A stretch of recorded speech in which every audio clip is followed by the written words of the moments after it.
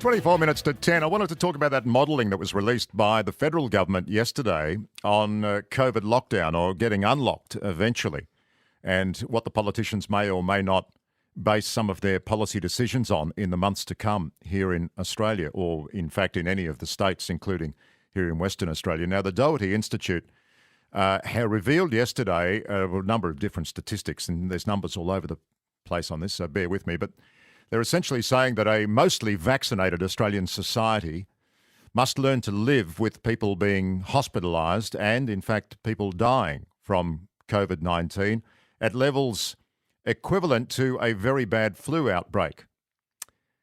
And if we look at the flu numbers, which I think is very insightful, the average number of flu deaths per year in Australia, now this is before the pandemic struck, so between 2016 and 2019, the average number of flu deaths per year was 642.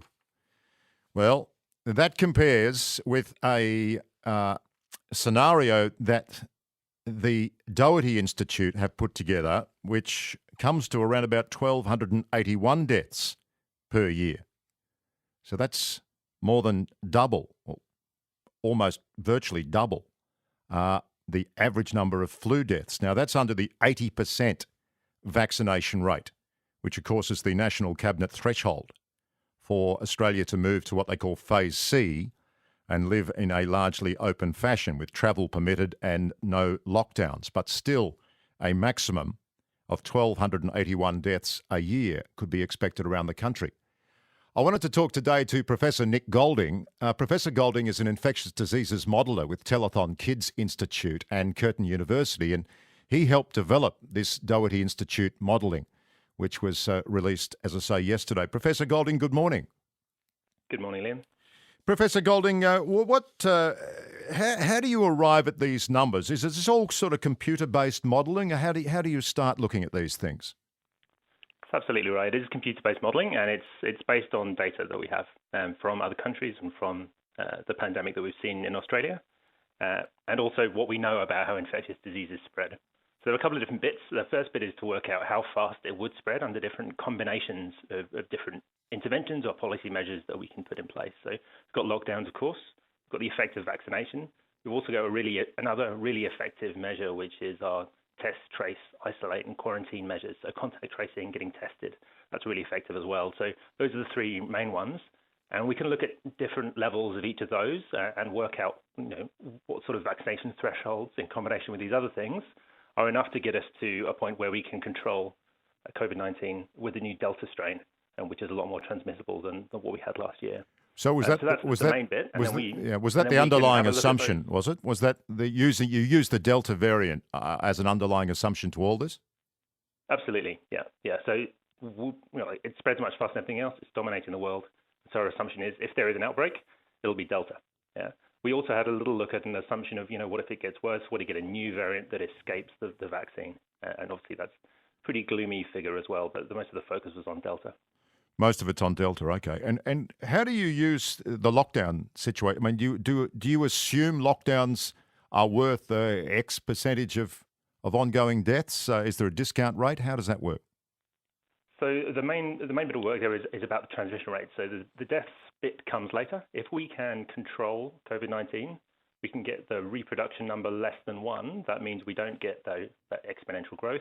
We don't get those really large numbers of deaths. So that was the main focus initially, was to see what combinations of these things would get us past that finish line.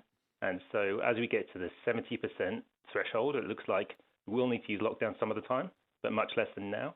And as we get to the 80% threshold, then we can should be able to control it without using lockdowns. So we'll still have to keep our contact tracing in place, and we'll still have to keep some other measures in place, but not lockdowns.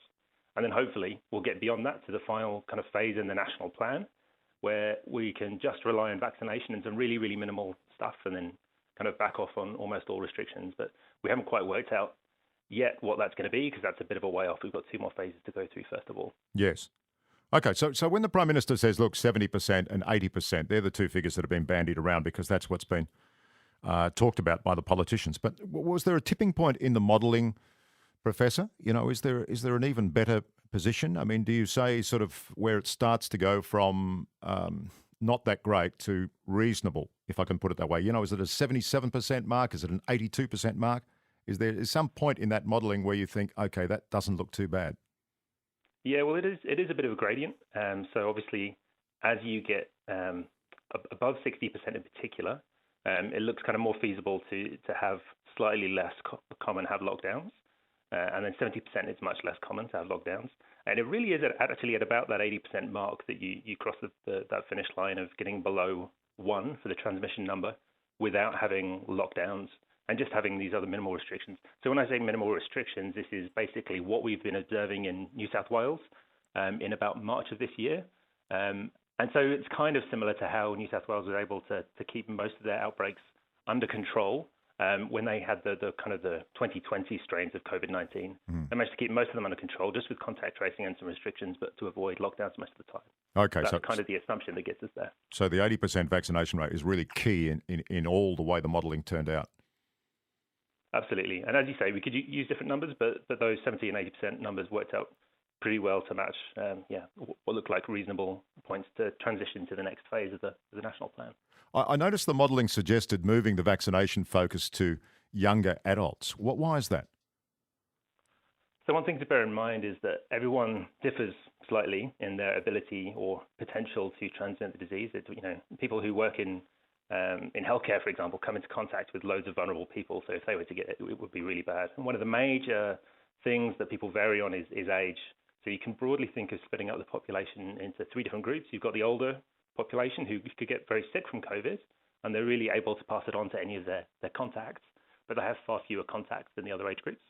Then you've got the school-age kids, and they have a lot of contacts at school, but they're actually much less susceptible to the disease, less likely to become infected, and less likely to pass it on. But the working-age people, particularly at the younger end of the 20 to 60s, is they're the worst of both worlds. They've got lots of contacts, they can get infected, and they can pass it on. So that those workplaces are really what mostly amplifies infection, and that means you can target to reduce transmission by making sure those people are kind of the priority next. Now, obviously, it made sense to use vaccination for protection first of all, to focus on the older people. But if we bring forward vaccination for the younger working age group, then that's probably going to give us the best bang for our buck in getting those vaccination coverages. Yeah, that's fascinating. What about under 16s? So we had a specific look at whether we could vaccinate 12 to 15-year-olds because there's it's now we've got TGA approval to do that under certain circumstances. Actually, bringing forward the rollout to do that didn't really help at all, even if we kind of magicked some extra doses out of somewhere. So in reality, if we had to redirect doses to that age group, that wouldn't help us to achieve this kind of transmission rate.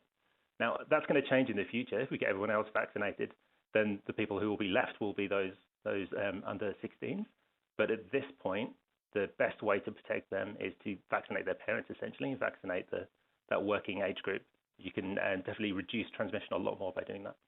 So just finally, if we get to that 80%, just going back to the modelling, the way the figures have rolled out, if we get to the 80% and we live, as the modelling says, in a largely open fashion with travel permitted, no lockdowns, it says there would still be a maximum 1,281 deaths per year.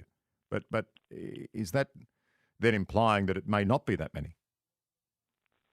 Absolutely, yeah. So actually those scenarios that we ran on what deaths look like, that's actually for a slightly different policy. So what the US and the UK have done is to announce a vaccination threshold, at which point they're basically going to roll back all restrictions. And so they've both passed that now, and you've seen cases shoot up, at least initially in the UK. So we basically were modeling that scenario. What if we didn't have any kind of ongoing low-level restrictions in place, and what if we let it go and we couldn't then do all of our contact tracing?